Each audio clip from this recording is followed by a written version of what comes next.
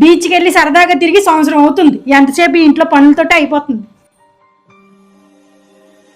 ఇదిగో అన్నం పెట్టేసిదా, ఇంకా ఒక్క పనే ఉంది నాకు, తినేస్తే పడుకుందాం.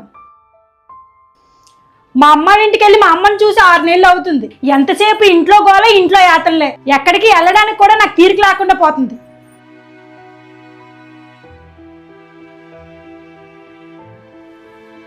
ఏదో చిరాకులో అనేసాను, మిమ్మల్ని బాధ పెట్టాలని కాదు. కూర్చో ముందు.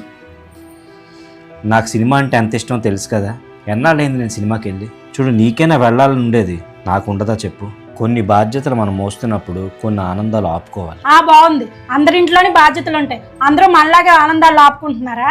అదే మీ ఆడోళ్ళలోకి ఉన్నది. అయినా ఒకరితో మనం కంపేర్ చేసుకోవడం ఏంటి? మనం అనుకున్న టార్గెట్ రీచ్ అయిన తర్వాత నువ్వు అనుకున్నట్టుగా, నాకు ఇష్టం వచ్చినట్టుగా హ్యాపీగా ఉండొచ్చు, వెళ్ళొచ్చు. అవునులేండి, మనకి మంచి రోజులు రాకుండా పోతాయా? మనం ఆనందంగా ఉండమా? ఒకరినొకరు సర్ది చెప్పుకున్న నాడు ఎటువంటి లక్ష్యాన్నైనా త్వరగా సాధించవచ్చు.